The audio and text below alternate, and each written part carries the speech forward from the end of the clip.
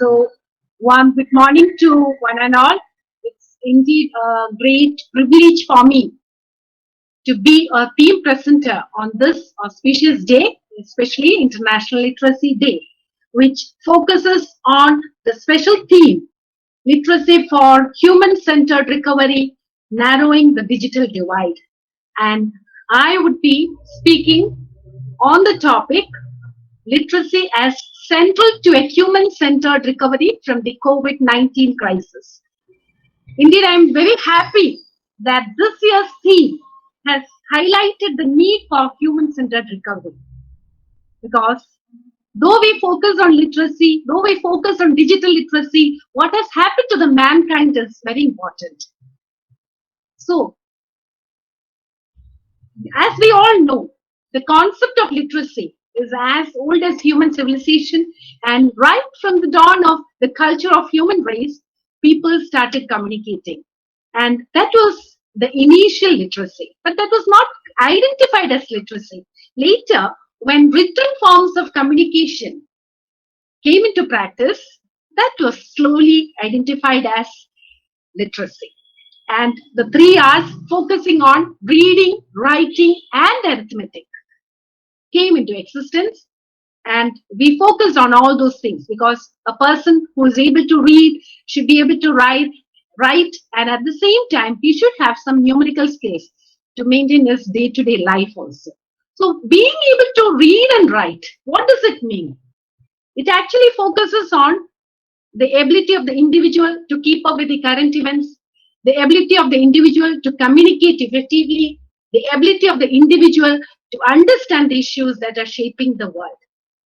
So initially, prior to this COVID situation, I'm sure all of us focus on human literacy.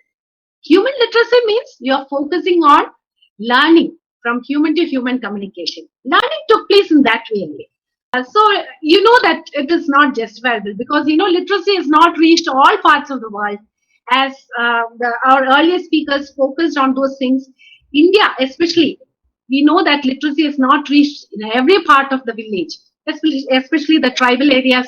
Though Kerala is very much advanced, we know the northern parts everywhere we have the issue with literacy because many of them are not educated or not literate to know about the surroundings. So possibility of knowing the world by them is very minimum. So it is here the COVID-19 situation arises and the whole system has been disrupted. So the amount of inequality has now increased. The disequilibrium has existed everywhere. Every person is in a disequilibrium mode. The whole world is in a disequilibrium mode. And as a result, the system started focusing on many other aspects also. Now let's see what has happened to the people all over the world. As per UNESCO, around 800 million non-literate young people and adults have been affected by this COVID-19 condition.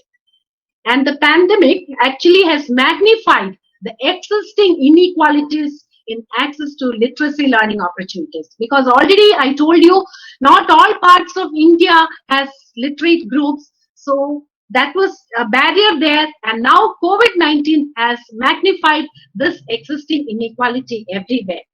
And as a result, with this no reading or writing skills or non-literate groups, they were vulnerable to managing their health also, like maintaining COVID protocols. Every time we hear that, you wear your mask, you wash your hands, you keep a social distancing, maintain physical distancing, but this is not made aware to the non-literate group. So even for them to work also became difficult because most of the non-literate adults or community belong to the blue collar jobs. They preferred all those things and their standstill process has come just because of the COVID-19 condition. And as a result, the lifestyle also had to change. It was all in a stagnant mode. But slowly, I can tell you, a transformation has slowly taken place and the economic system, the educational system, the professional system, everything has become digitalized now. So our focus should change from human literacy to digital literacy.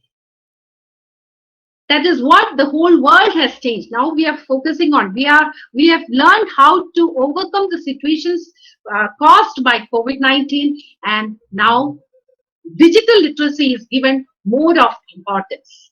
So what do you mean by digital literacy? It is actually the knowledge, skills, and attitudes that allow an individual to flourish and thrive in an increasingly global world. So, to the knowledge, skills to use the digital platform is essential, and the individual should have an attitude to use this digital platform so that they can flourish well in the global digital world. And what happened as part of that, the need for digital skills also took place. And today, literacy means digital literacy. So empowerment in digital literacy is the essential criteria now. And as a result, people started changing their mode of work, or the work culture is changed. Earlier, we used to go to our office or institutions for our work or job preference, but now we have transformed our home or whichever place as a digitally transformed workplace. And we have learned to participate in meetings or to participate in functions in an online platform, where earlier we had to meet them in person. That means the physical presence was essential earlier.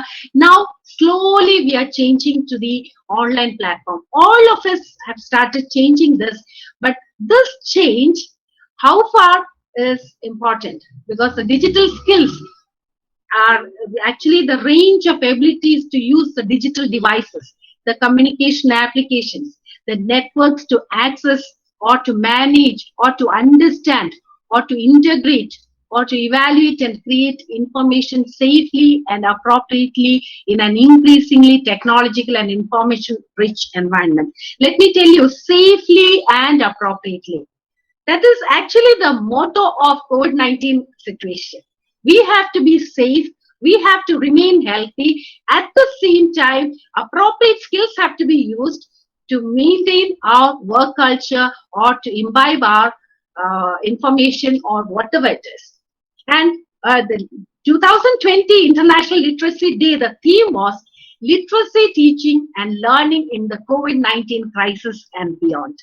That time, the main focus was how to impart teaching, how to impart literacy in the COVID-19 crisis. And I'm sure we somehow overcome many of the things. All of us had to switch over to the digital platform. Many young people, adults and elderly community, including those who have this lack basic reading and writing skills, though they became digitally literate, but most of them are still digitally illiterate and incompetent also. And regarding the education system, let me tell you, we focused on digital teaching. And what have we achieved? Have we achieved in imparting the essence of teaching and learning to our young learners? Have we acquired the essential competence? Have they acquired? The student community. Yesterday, when I was talking to Nimi ma'am, she was just sharing a piece of information that she got from her friend. Now we know the system of education. Now 12 standard results have come out, 10 standard results have come out. Most of them have got A plus also. A student who got A plus had to apply for an undergraduate course, and she had to undergo an interview also. When she attended the interview board felt that these students lack subject competency and social competency. Let me tell you, we focused on digital teaching. We are doing that, but are all students, are all learners benefited by this format? That is what we need to know. So, we know that COVID-19 crisis has enhanced the role of literacy in people's life, work and lifelong learning also, because all of us have changed. More time is being spent on online platforms now. We get to know more information. We purchase things through online platform. We do our life, our day-to-day life activities also are focused on online platforms. Even our work, many of them have lost their jobs. but they have learned to do some activity through online platforms, and that they are gaining money through that. So most of them are trying to empower themselves, and the reading and writing skills are essential for them to access life-saving information and sustain livelihoods also. In this condition, we have to explore how literacy can contribute to building a solid foundation for a human centered recovery, with special focus on the interplay of literacy and digital skills, which is essentially required by non literate youth and adults. And I will focus on the elderly community also. How can literacy and digital skill interplay together to overcome this situation? But we have a problem there. What is the problem? It is actually the digital divide, which we have been hearing since morning. What do you mean by digital divide? It is actually the gap between those individuals with sufficient knowledge and access to technology and those without knowledge and access to technology. I was thinking, before this COVID-19 crisis, how were we all? Though we had all this infrastructure or digital facility, most of us were hesitant to use these things. Think of our elderly community. How were they? They wanted to, they satisfied their or going to the government offices, they could go in person, meet people, they could do things. But once the COVID-19 situation arose, all sorts of restrictions came. We know that nationwide, worldwide lockdown conditions were there. And I'm sure the younger generation were beneficial there, because, they were more prone to all these digital technologies, and we call them digital natives also. But from the senior citizens or the adult group, including we teaching community, we were not used to these things. We had to change.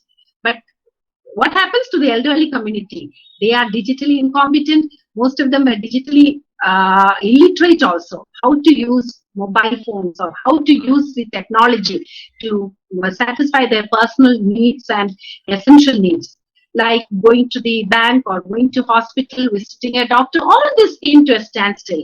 As a result, there took place emotional stress. Most of them had emotional stress, mental health issues leading to human disasters, because many of them lost their jobs. Many of them didn't know what to do. Many of them had financial crisis. They didn't know how to manage many of the things. So the emotional stress and the mental health issues led to many suicidal tendencies and many suicides, which we read through newspapers. How can we remove this? See, we can see a teacher in COVID-19, because COVID-19 condition contains the seeds of opportunity for human-centered recovery through narrowing the digital divide. I'm reminding you again, prior to this COVID-19 condition, all these were not essentials for us.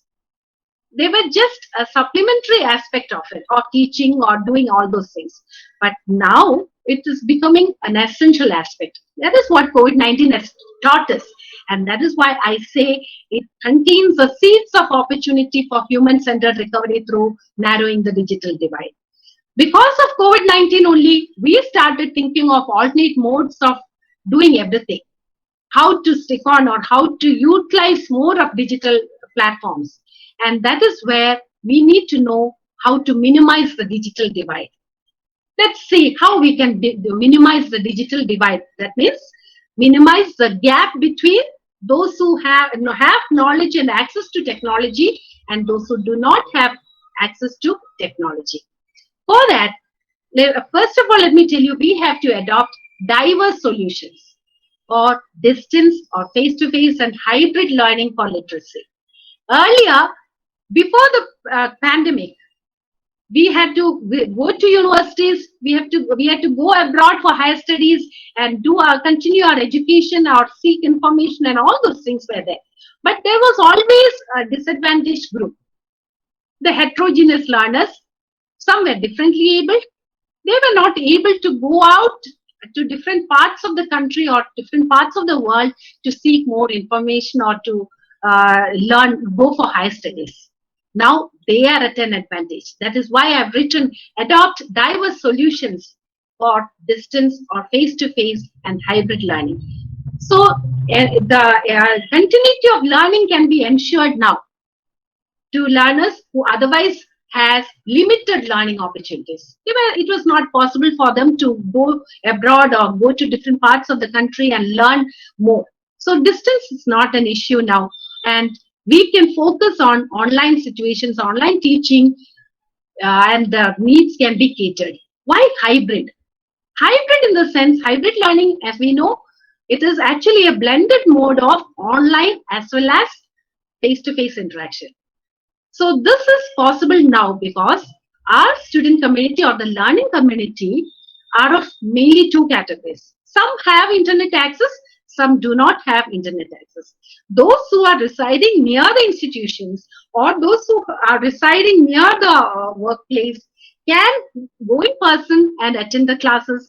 Others, those who are not able to come to the institutions, can have an online mode. The teacher will be switching over to both the modes of instructions. So that is why it is hybrid learning, and the students can benefit from any part of their residence. Wherever they reside, this can be benefited.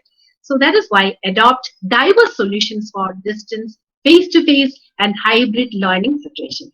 Now see the next way, how we can minimize the digital divide. You have to ensure quality of technology-enabled literacy learning.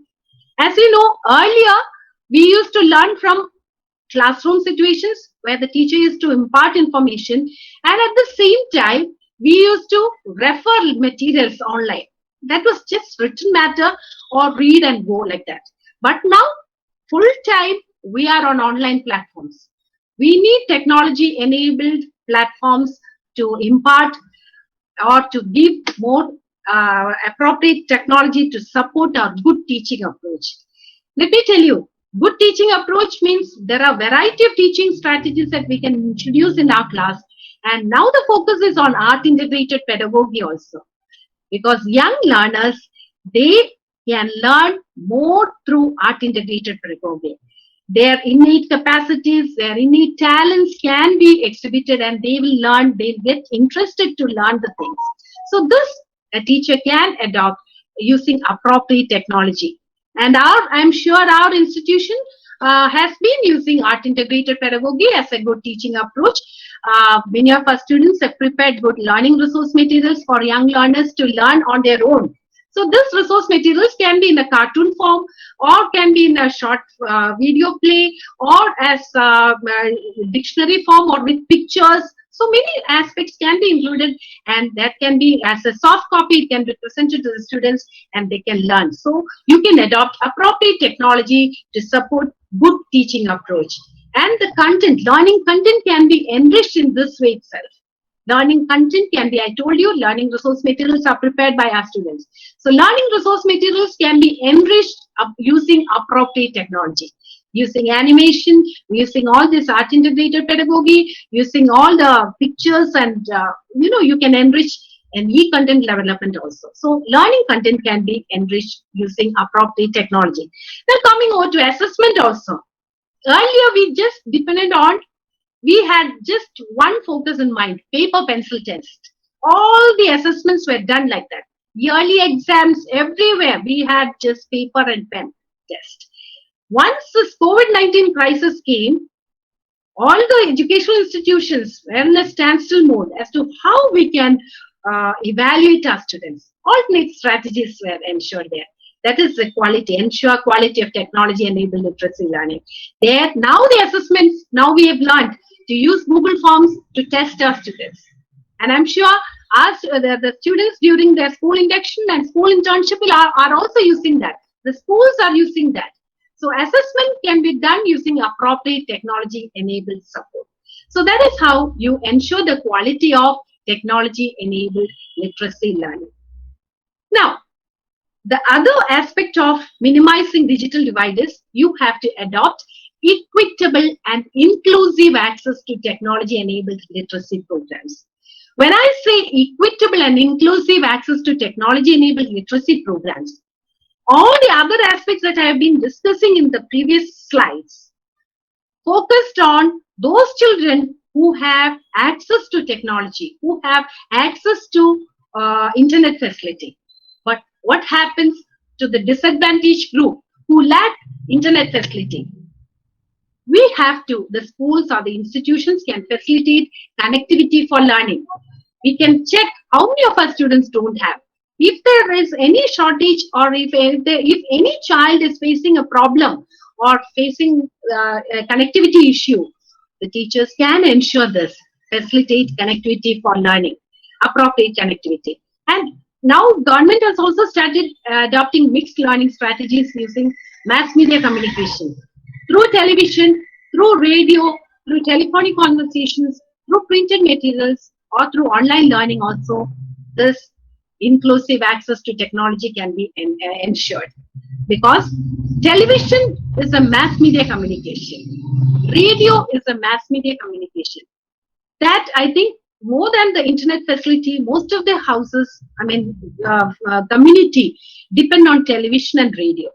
So through television, all informations can be passed. Now I know maintaining COVID protocols, all those things are transacted or communicated through television using very short messages or through short plays.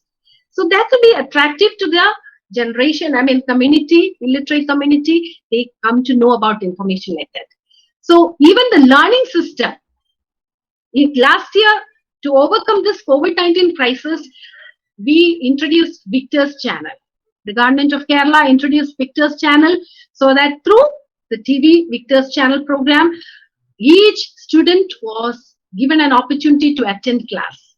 But this was supplemented by the classroom, teaching by their classroom teachers using WhatsApp messages, WhatsApp notes, all those were supplemented to this Victor's channel. So I was just giving an example how you can adopt an equitable and inclusive access to technology-enabled programs. So television, radio, all those are very essential commodities of mass media communications. We have to sometimes adopt these things to areas where there is connectivity issue. So this is one aspect of minimizing digital divide. The other aspect is integration of literacy and digital skill. What do you mean by integration of literacy and digital skill? See, here we can provide literacy programs that prepare learners to thrive in digital world through integrating the digital skills into learning content. Once they acquire the digital skills, once they have the ability to read or imbibe information, they can integrate these aspects and go for more learning opportunities. That is what we can say, that learners should benefit from appropriate literacy skills and digital literacy to seek further learning opportunities. Online courses, many online courses are there. So higher education system has already designed many educational online courses like Coursera, MOOC, Swayam. So the students need not go anywhere. They can sit at home and attend many courses there. So that is where higher learning opportunities can be sought by the individual if he has appropriate literacy and digital skills.